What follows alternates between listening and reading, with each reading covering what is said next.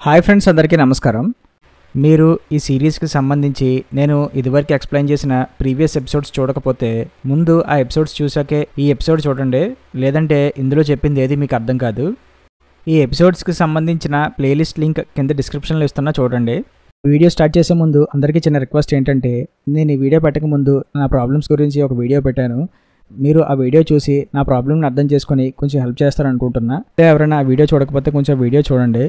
ఆ video link కింద డిస్క్రిప్షన్లో ఇస్తున్నా, చూడండి. కొంచెం నాకు హెల్ప్ఫుల్ అవుద్ది.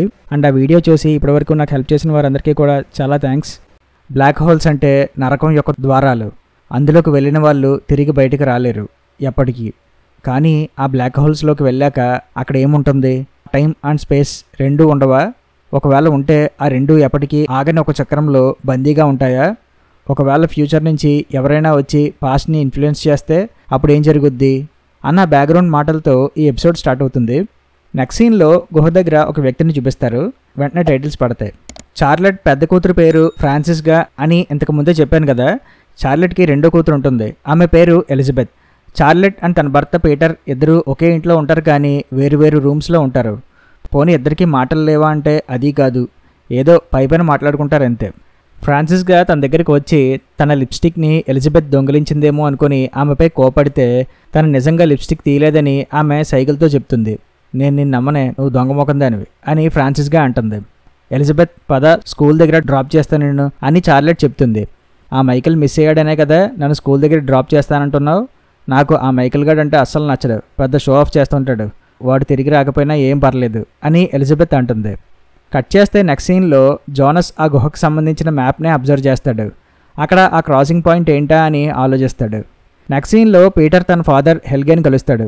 నాన్న, మీరు రోడ్ల మీద నడుచుకుంటూ పిచ్చోళ్ళలాగా వెళ్ళిపోవడం ఏం బాలేదు, అసలు ఏం చేస్తున్నారు మీరు, మీకైనా అర్థమవుతుందా అని పీటర్ అంటాడు.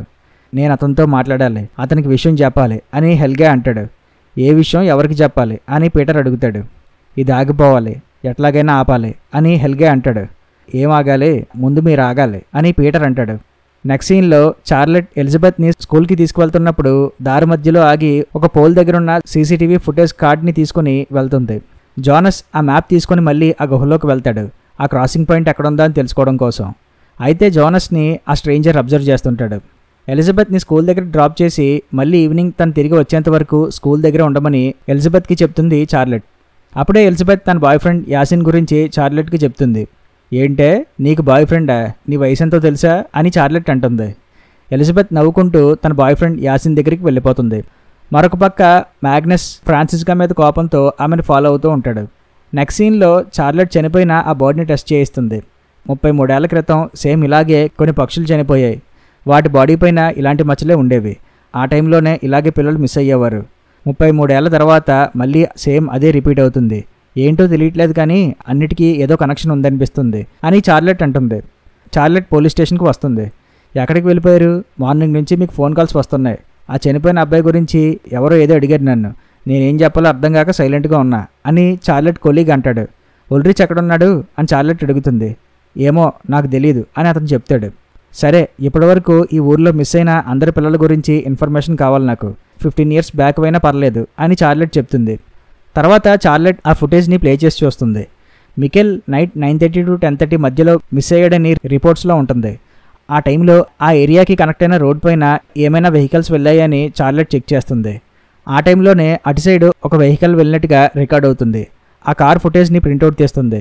అప్పుడే తన కొలీగ్ మధ్యలోకి వచ్చి ఆమెను డిస్టర్బ్ చేస్తాడు.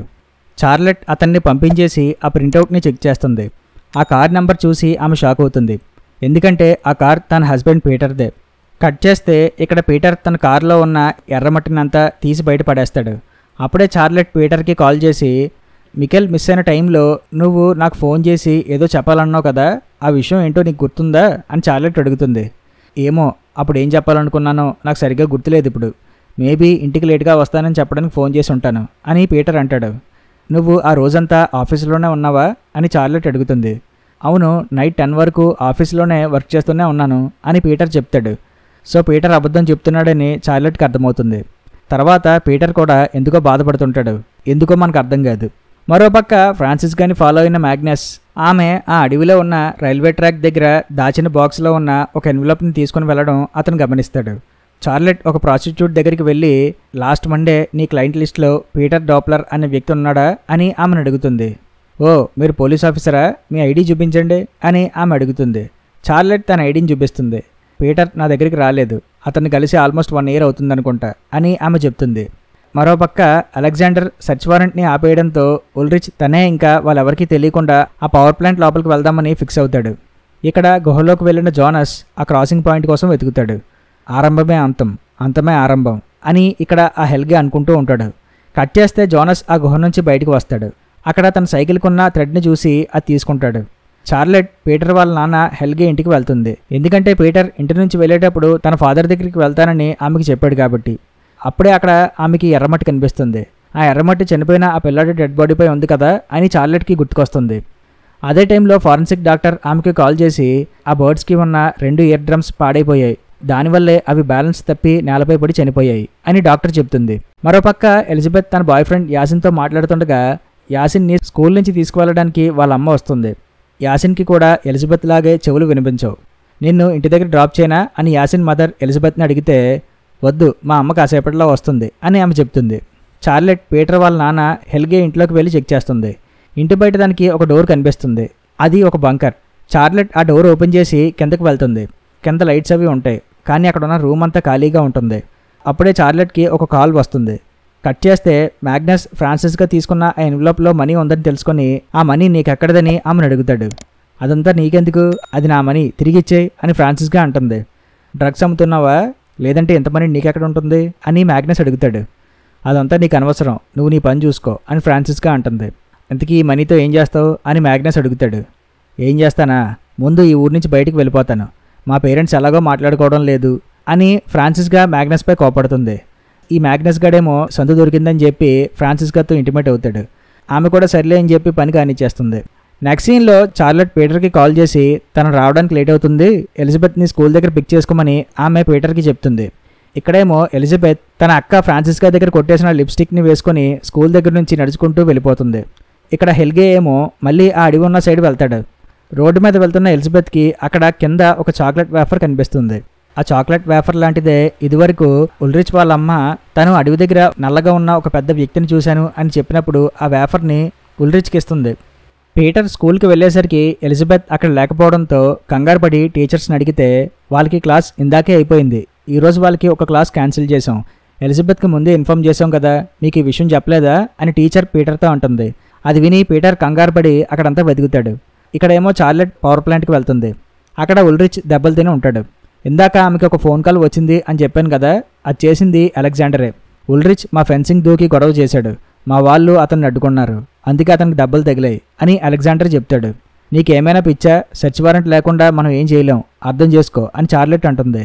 అర్థం చేసుకోను, నా బాధ మీకు ఎవరికి అర్థం కావట్లేదు కదా, నా కొడుకు మిస్ అయ్యాడు, నీ పిల్లలు మిస్ అయితే అప్పుడు నీకు తెలుస్తుంది ఆ బాధ ఎలా ఉంటుందో, ముందు కార్ ఆపే, నేను ఇక్కడి నుంచి నడుచుకుంటూ వెళ్ళిపోతాను అని చెప్పి ఉల్రిచ్ కార్ దిగి వెళ్ళిపోతాడు. అప్పుడే పీటర్ కాల్ చేసి ఎలిజబెత్ స్కూల్ దగ్గర లేదు, చుట్టుపక్కల అంతా వెతికాను, ఆమె ఎక్కడా కనిపించడం లేదు అని పీటర్ చార్లెట్కి చెప్తాడు. స్కూల్లో మిగిలిన పిల్లల్ని ఎవరినైనా కనుక్కో, వాళ్ళ ఇంటికి వెళ్ళిందేమో, మేబీ ఆ యాసిన్ ఇంటికి వెళ్ళి ఉండొచ్చు, నేను వచ్చేస్తున్నాను అని చార్లెట్ అంటుంది. చార్లెట్ కారులో వెళ్తుండగా ఆమెకి ఆ రోడ్డు దగ్గర ఎలిజబెత్ క్యాబ్ కనిపిస్తుంది. కాసేపటి తర్వాత చార్లెట్ పీటర్ని కలుస్తుంది. అందరికీ కాల్ చేశాను, ఎవరింటికి ఎలిజబెత్ వెళ్ళలేదంట అని పీటర్ చెప్తాడు. చార్లెట్ బాధపడుతూ ఎలిజబెత్ క్యాప్ని పీటర్కి చూపిస్తుంది. పోలీసులు ఎలిజబెత్ కోసం ఆ అడవంతా వెతుకుతారు. మరోపక్క జోనస్కి ఆ మ్యాప్లో ఉన్న క్రాసింగ్ పాయింట్ కనబడక దాని గురించి ఆలోచిస్తాడు. అదే టైంలో ఆ స్ట్రేంజర్ ఏమో హెల్గే ఇంటికి వెళ్తాడు. ఇంటికి వచ్చిన ఫ్రాన్సిస్కాకి ఎలిజబెత్ మిస్ అయిందని తెలుస్తుంది. పోలీసులకి ఆ అడవి దగ్గర హెల్గే కనిపిస్తాడు. నేను అతనితో మాట్లాడాలి, అతన్ని ఆపాలి అని హెల్గే అంటుంటాడు. కాసేపటి తర్వాత ఎలిజబెత్ ఇంటికి వచ్చేస్తుంది. ఆమెను చూసి చార్లెట్ అండ్ పీటర్ షాక్ అయ్యి ఇప్పటివరకు ఎక్కడున్నావు అని అడుగుతారు. నా క్యాప్ పోయింది, దానికోసం వెతుక్కుంటున్నా అని ఎలిజబెత్ చెప్తుంది. క్యాప్ గురించా, దానికోసం ఇంత టైం పట్టిందా అని చార్లెట్ అడుగుతుంది. కాదు, నేను ఒక వ్యక్తిని కలుసుకున్నాను, అతను నీకు ఇది ఇమ్మన్నాడు, ఇది నీదేనంట అని ఎలిజబెత్ చెప్తుంది. ఎవరిచ్చారు నీకు ఇది అని చార్లెట్ అడుగుతుంది. నోవా అంట అతని పేరు అని ఎలిజబెత్ చెప్తుంది. ఎలిజబెత్ తిరిగి రావడంతో ఫ్రాన్సిస్గా హ్యాపీ అవుతుంది. అవును, నీకు ఈ లిప్స్టిక్ ఏంటే, నాదే కొట్టేశావు కదా, నాకు తెలుసు నువ్వు ఇలాంటి దానివే అని చెప్పి అని ఫ్రాన్సిస్గా కోప్పడి వెళ్ళిపోతుంది. చార్లెట్కి ఇచ్చింది ఒక పాకెట్ టైమర్, దానిపైన ఫర్ చార్లెట్ అని ఉంటుంది. ఇదేంటిది, నా పేరుంది అయినా ఈ టైమర్ ఏంటి అని చార్లెట్కి ఏం అర్థం కాదు. హెల్గే అడవి దగ్గర ఉన్నాడని పీటర్కి ఫోన్ వస్తుంది. హెల్గేని తీసుకువచ్చి మళ్ళీ రెస్ట్ హోమ్లో ఉంచుతాడు పీటర్. నేను అతన్ని ఆపాలి అని హెల్గే అంటాడు. ఎవరిని ఆపాలి అని నర్సు అడుగుతుంది. నోవా, అతన్ని ఆపాలి నేను అని హెల్గే అంటాడు. మరోపక్క ఆ స్ట్రేంజర్ జోనస్ నిద్రపోతున్న టైంలో అతని రూమ్కి వెళ్ళి ఆ మ్యాప్లో ఏదో రాస్తాడు. అప్పుడే ఒక వాయిస్ ఓవర్ వస్తుంది. ఏమనంటే, అందరూ వాళ్ళ తలరాతని తెలుసుకోవాలి అనుకుంటారు, కానీ వాళ్ళ రాత ముందే రాసి ఉంటుంది. దాని ప్రకారమే అంతా జరుగుతుంది. ఎవరు ఏం చేయలేం. అదే అంతం, అంతమే ఆరంభం అని ఆ వాయిస్ ఓవర్ చెప్తుంది. నెక్స్ట్ సీన్లో యాసిన్ ఆ అడవిలోకి వెళ్తుంటే తనకి ఏదో ఒక బొమ్మ కనిపించడంతో అది తీసుకొని ఆగిపోతాడు. అప్పుడే ఒక స్ట్రేంజర్ వచ్చి, నువ్వు యాసిన్ కదా, నోవా నన్ను పంపాడు అని చెప్తాడు. అక్కడితో ఈ ఎపిసోడ్ ఎండ్ అవుతుంది.